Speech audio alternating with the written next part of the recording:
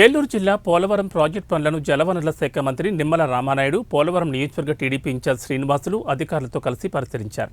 Project స్థలంలో ఉన్నతాధికారులతో సమావేశమై పనుల పురోగతి, ఎదురవుతున్న సమస్యలు, వేగవంతమైన పనుల నిర్వహణపై సమీక్షించారు.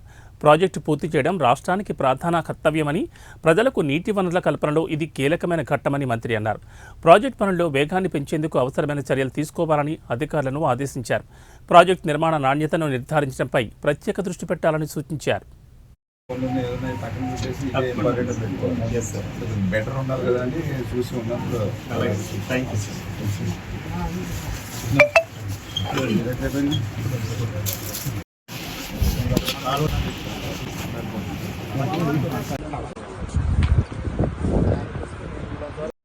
ఇలాంటిదైతే ఒక 6,000-7,000 వస్తుంది. ఇప్పుడు ఆ టైం వస్తాను.